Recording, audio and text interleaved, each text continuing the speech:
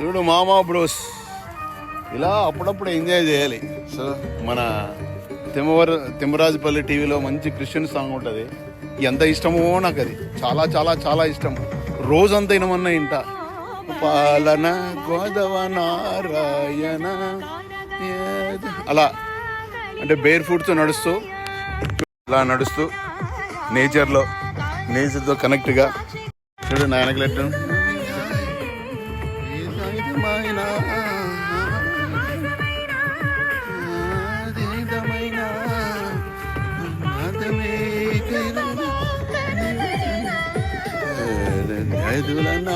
పాలన మాధవన